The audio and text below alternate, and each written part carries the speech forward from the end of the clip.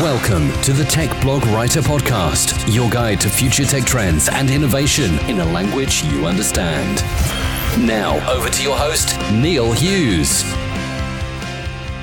A big warm welcome back to the Tech Blog Writer Podcast. Today, I want to tackle privacy online, or should I say the lack of it. Because I think we've all looked at an item online only for those zombie ads for the same item to appear on every site that we visit for the next 3 weeks. But it's important to highlight that it's not just ads. Did you know that every time you visit certain websites that are not even serving you ads, they're secretly tracking your every move online? And there are hundreds of companies such as Google, Facebook and many, many more that are tracking your online behaviour and building a profile all about you. So even if you're not being served adverts, many retailers often track your web behaviour so it knows what products to promote to you. Sometimes this tracking oversteps the mark and enters a creepy territory. So when I heard our Ed Snowden endorsed a service called Ghostery, I felt compelled to find out more. So I invited Jeremy Tillman from Ghostery onto the show today to chat about online privacy and also how Ghostery is using AI to protect our online privacy. So buckle up and hold on tight as I beam your ears all the way to New York so we can speak with Jeremy Tillman from Ghostery. So a massive warm welcome to the show, Jeremy. Can you tell the listeners a little about who you are and what you do? Yeah, Neil, thanks for having me. My name is Jeremy Tillman, and I'm the Director of Product at Ghostery, which is a browser extension that blocks ads, stops trackers, and speeds up websites. Now, it's my understanding that Ghostery empowers consumers and businesses globally to create a safer, faster and more trusted digital experiences. But for anyone listening to the show, just hearing about Ghostery for the very first time, can you offer a quick overview of the problems that Ghostery aims to solve and also what makes it unique from everything else out there? Yeah, absolutely. So most of the websites that your listeners go to, whether it's a news site or an e-commerce site, most of them have this hidden ecosystem of trackers that runs in the background. Now, trackers are these little pieces of code that websites put on there that do a lot of things. They serve ads, they collect data for site analytics, they integrate social media, but the vast number of them are really dedicated for advertising and for data collection. And in many ways, these trackers, they drive the free internet that we know it today.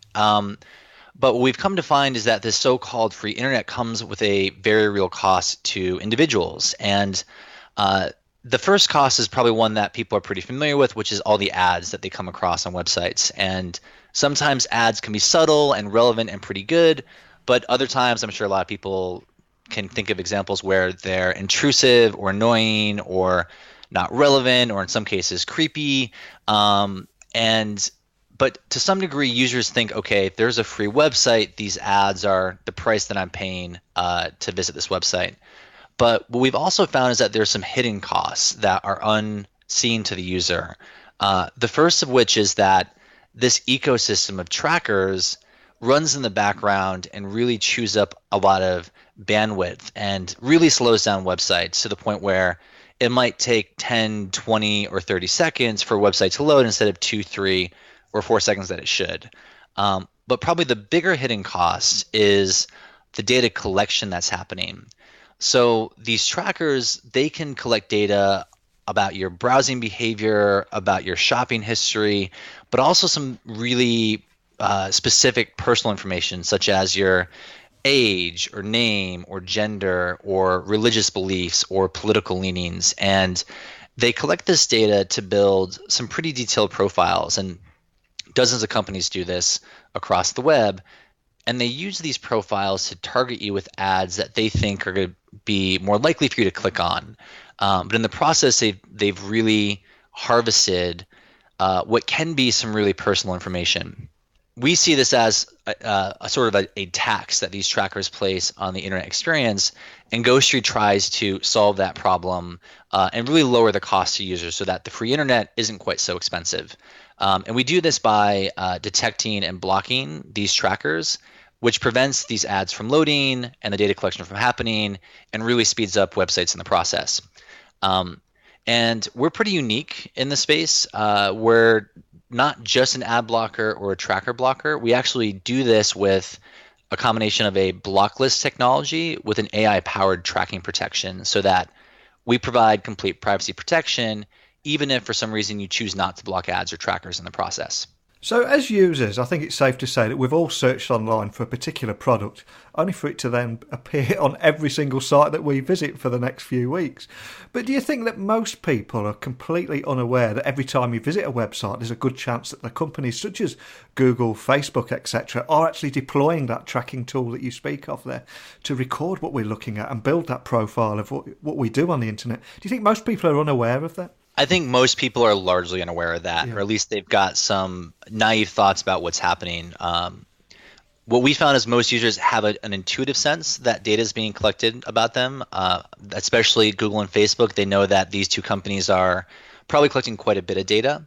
But what we found is that they're not completely aware when they go to a website that there's dozens or sometimes hundreds of companies that are effectively looking over your shoulder at everything that you do. And they may even be shocked to learn how extensive the reach of Google and Facebook actually is.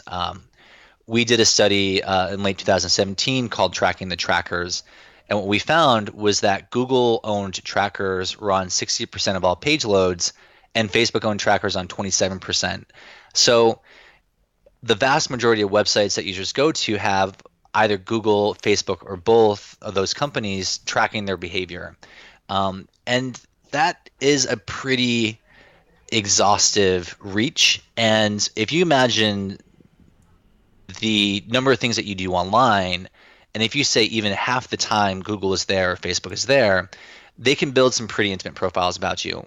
So I think most users are probably taken aback when they learn the extent as well as the precision and the granularity of the data that's being collected. Now, these aren't all Google and Facebook, but there are literally thousands of companies out there, and some of the information that they can collect can be very either specific or personal. As an example, recently there was a lot of news about session recording trackers out there that actually record the user sessions on a website.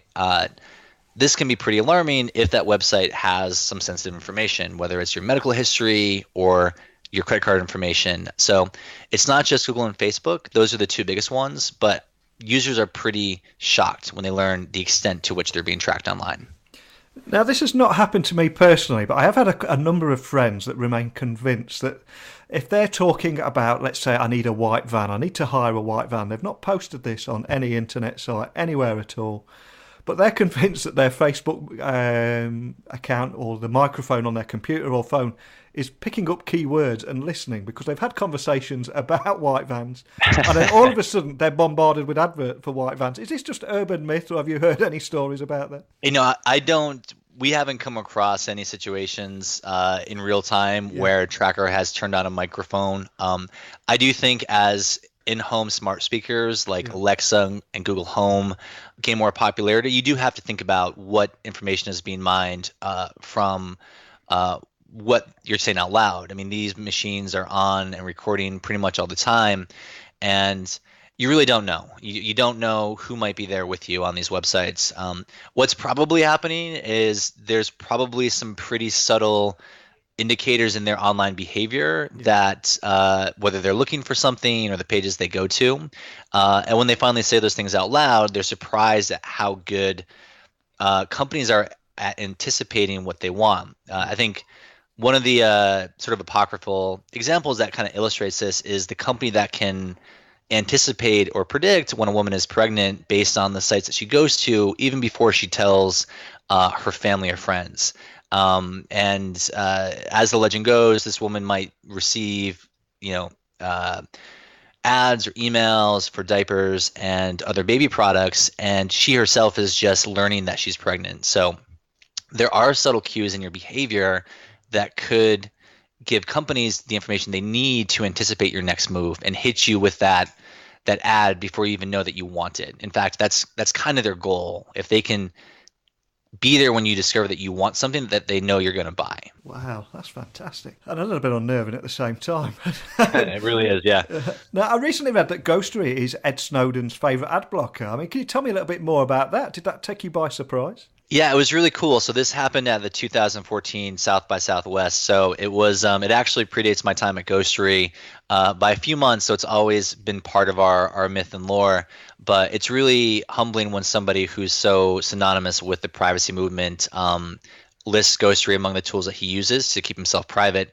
And but we shouldn't be surprised. I mean, our goal is to build a great privacy tool. So we hope and we think that people with privacy as important to them as Edward Snowden will use us. So very humbling, very cool, but we shouldn't be surprised. Now, I also read a great article, I think, that you wrote recently about how retailers are using ad trackers at the expense of consumer privacy. But for anyone that missed that post, can you just tell the listeners about the massive amount of consumer data being captured without their knowledge or indeed their consent? Yeah, so to understand how retailers are using ad trackers, it's important to think of the tracker ecosystem as two sides of the same coin. On one side, you have publishers and content creators that are using ad trackers to monetize their site. I mean, they're serving ads, and their game is to get as many impressions as possible, get as many clicks as possible. And obviously, the more targeted those ads are, the more effective they are. But on the other side of the coin, you do have websites like retailers and e-commerce websites that have many of the same ad trackers. But as I'm sure you probably noticed, when you go to an e-commerce site, they're not serving you ads. So the question is, what are they using those ad trackers for? It turns out what they're doing is trying to determine what products you're looking at and which ones you're most likely to buy. So imagine you go to, I'll just make this up, clothingsite.com because you want to buy a sweater. And you look at some sweaters, perhaps you add some to your shopping cart. And for some reason, maybe you get distracted. Maybe the price is too high. Maybe you just don't want to buy it now. You leave the site without buying anything. And you go to your favorite news site, newssite.com.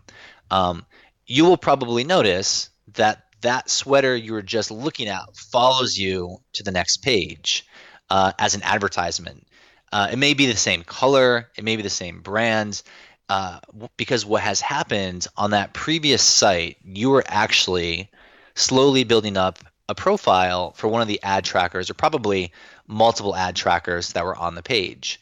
And they either dropped a cookie into your browser or they fingerprinted your device in some way so that they know this person on newssite.com is the same person. And we know that this person almost bought this sweater. They got all the way to the shopping cart and then they left. Now, some users might actually find this convenient because it's things that you want to buy. They actually might even offer you some discounts to nudge you to make the purchase. But I think a lot of users get creeped out when they go from one site to the next and you have these persistent ads that follow you.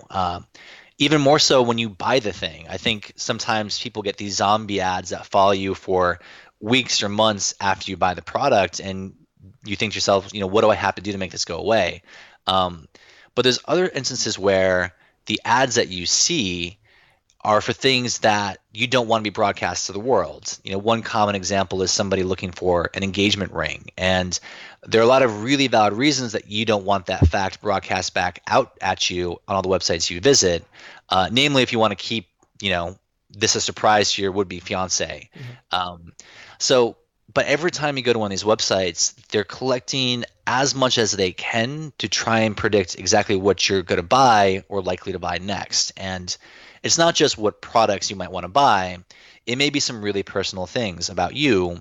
And perhaps more alarmingly, they can match this not just to one site, but across all your browsing behavior. So as you go from site to site, a lot of these trackers are on all these pages and all these retail sites. So they know not only did you look at this sweater, but you also looked at these pants on this other site. And oh, by the way, you live in this region, you have these political leanings, you're this age demo, these are your friends on Facebook, and oh, by the way, here's your email address.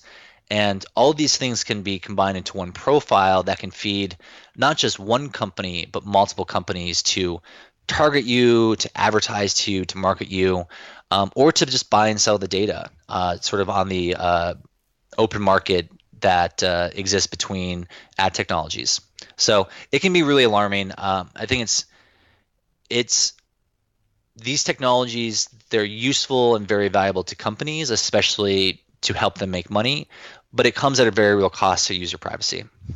So are you finding that it is the same worst offenders repeating these mistakes all the time, or is it just something that we need to prepare for on every site that we go on, really? So if you go to almost any e-commerce site that's really quite established, you'll find a lot of these same technologies. Some are better, some are worse at doing that, but they almost all have a suite of technologies that they're implementing. And of course, it bears to reason that oftentimes these include Google and Facebook trackers. So for Google, you have a lot of DoubleClick and AdSense trackers on these pages.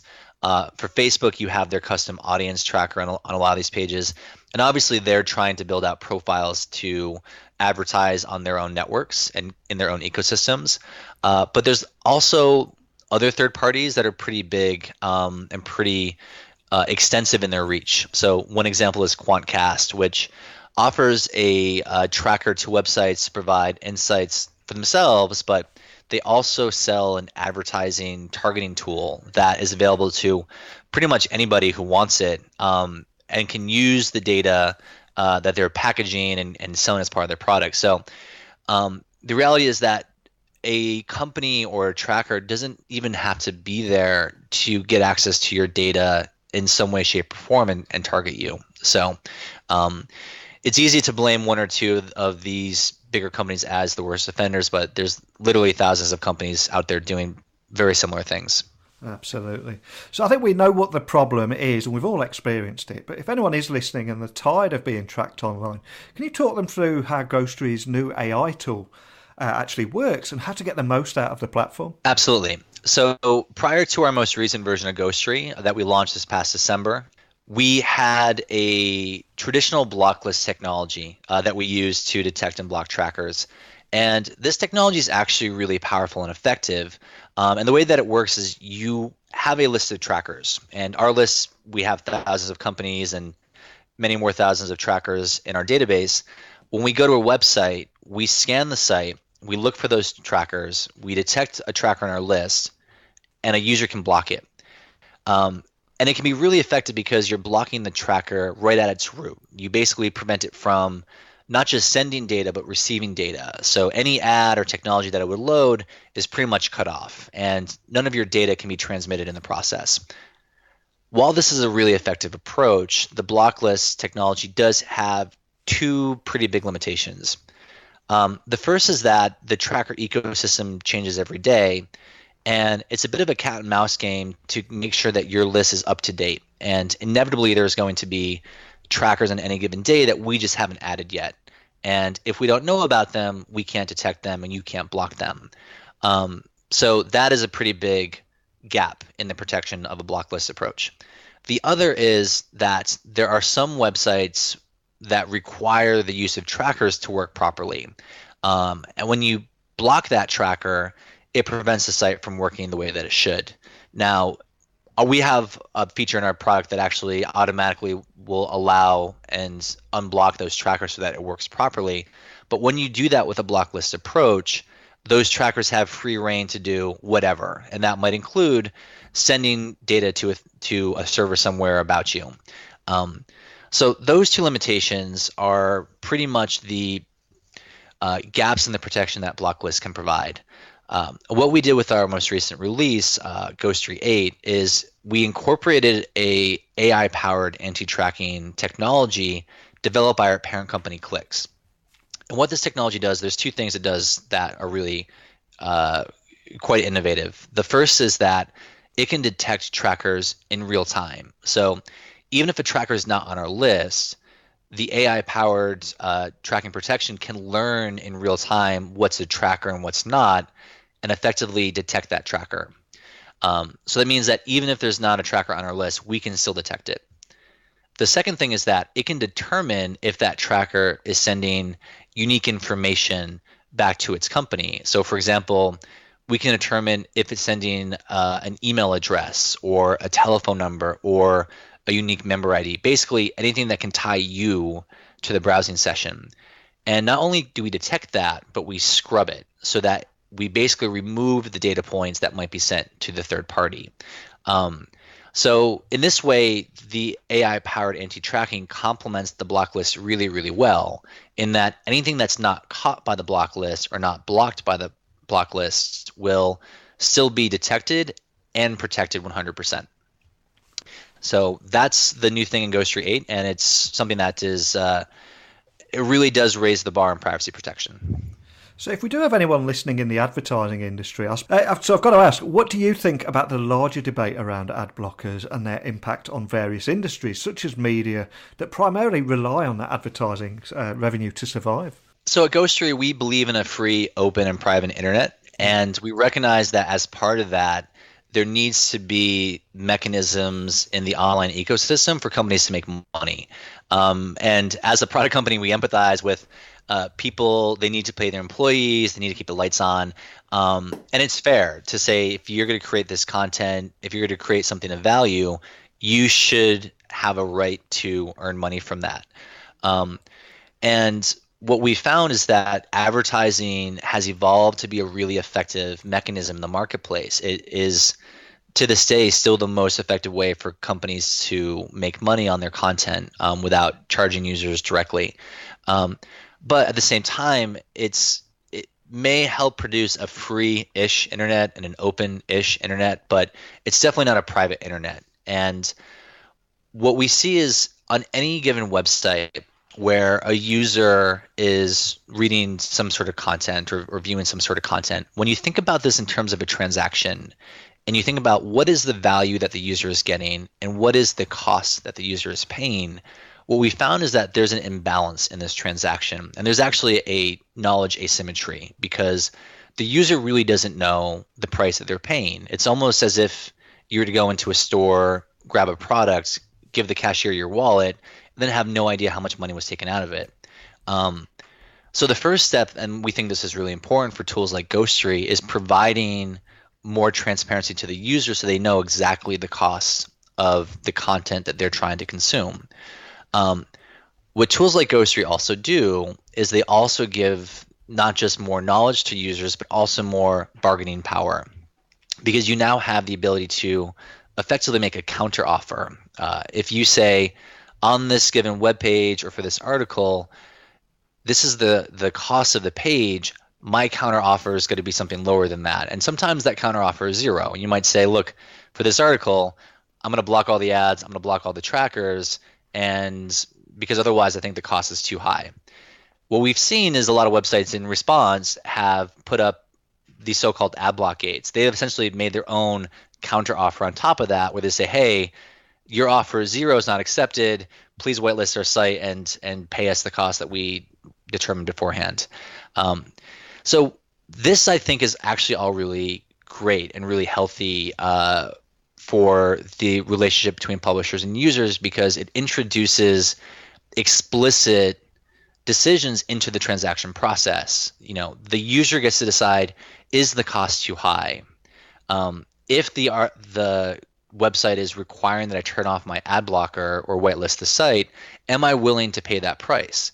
Sometimes the answer is yes. Sometimes the article is really fascinating or it's content you can't get anywhere else, but sometimes the answer is no. You know, you might decide, you know what, that 17 cat memes that will blow your mind isn't really worth, giving up all my data, or, I can get this news someplace else. So I'm gonna pass and go on.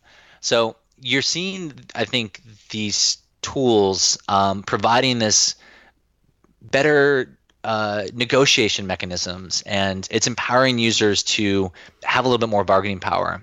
In the future, I do think that there's a role for companies like Ghostery to help negotiate a better price point, because today it's still more like a back and forth, and you either read the article with all the tracking and all the ads, or you read with no tracking and no ads, and it's almost like an all or nothing approach.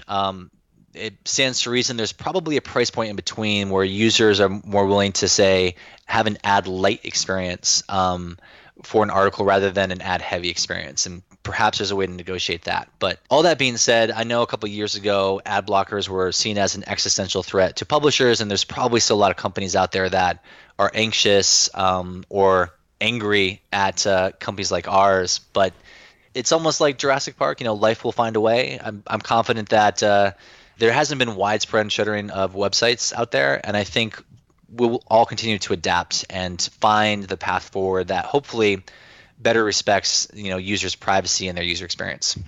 Definitely. I do think it's kind of ironic as well that you have half the internet desperately trying to get traffic, any kind of traffic to the site, and the other side, they will lock everything down. So if you have got a pop-up blocker, you might see this killer article that you want to share with all your friends across multiple channels, but you can't read it and you can't share it, and you're actually turning traffic away, which seems a little bit backward to me.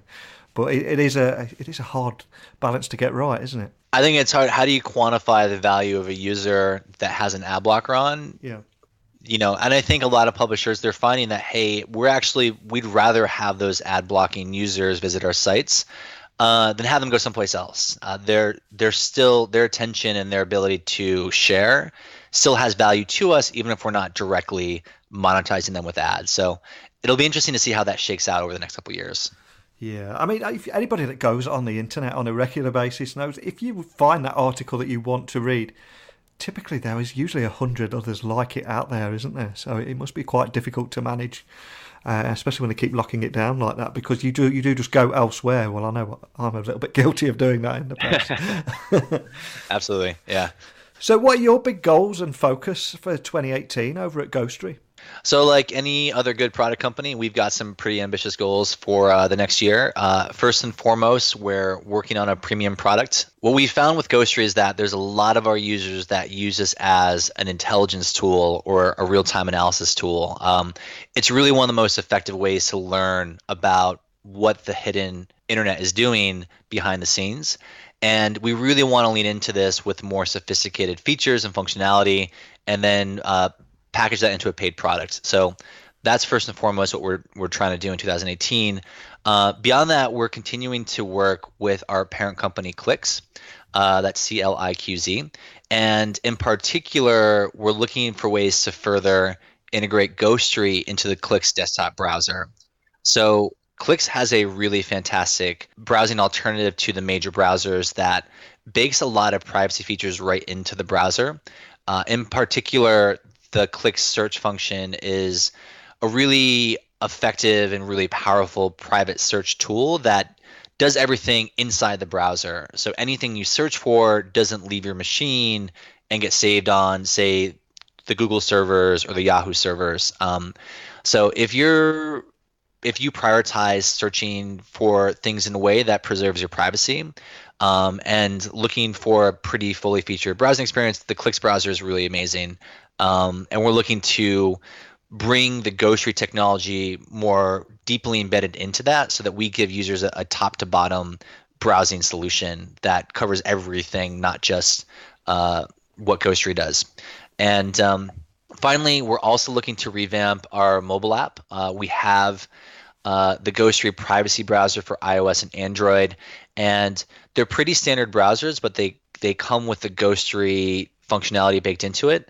And we're working with Clix to actually bring some pretty advanced mobile browsing features to these browsers so that they're much more fully featured and a much more viable alternative to the stock browsers that come on your Android or iOS devices. So those are some big things, but we think that they'll all roll out and have a pretty big impact in 2018. Yeah, it sounds like you're going to be incredibly busy this year. Now, if we have awoken the curiosity of anyone listening, can you just remind them of where they can find out more information about Ghostery, give it a try, or equally just contact a member of your team if they've got any questions about our conversation today? Yeah, if you want to try Ghostery or just learn some more about it, you can go to ghostery.com. That's ghostery.com. Or you can even go to our parent company's website, Clix.com. That's CLIQZ.com. All the products are there, easy to install, supported by all the major browsers. And if you have any questions or just want to send us some thoughts or ideas, you can get us at info@ghostery.com. Fantastic. Well, a huge thanks for coming on the show today. I think we've all been on those multiple websites and those adverts that just follow us everywhere, especially after the holiday season when we've done a bit of Christmas shopping. I mean, Amazon in particular will keep recommending me products that's suitable for my gran rather than myself. But that's another problem. But I think the point that you hit home there was that the user doesn't know what price they're paying when they hit a website, and I think that's a great message to end on. So a big thank you for coming in and sharing your story today. Neil, thanks for having me. Really appreciate it. Ghostery is doing a lot of exciting things in this space at the moment, and Jeremy is incredibly smart, engaging, and perfectly highlighted these relevant new security flaws that many people don't even know about and are only just coming to light. So a big thank you, Jeremy, because I think you're going to have opened a lot of people's eyes today. Because Ghostery is that first browser extension that makes your web browsing faster, cleaner, but most importantly, safer by detecting and blocking those thousands of third-party tracking technologies that are invisible to us, and ultimately putting control of our own personal data back into our hands. And that can only be a great thing, right? Hey, before I get all ranty, why don't you email me your thoughts to techblogwriter@outlook.com or tweet me your insights to @NeilC.Hughes, or you could pop along to my site techblogwriter.co.uk/podcasts and record me your virtual voicemail or question that I can feature on the show. And it's on that note that I'm afraid it's time for me to go. So a big thank you for listening, and until next time, don't be a stranger. Thanks for listening to the Tech Blog Writer Podcast. Until next time, remember, technology is best when it brings people together.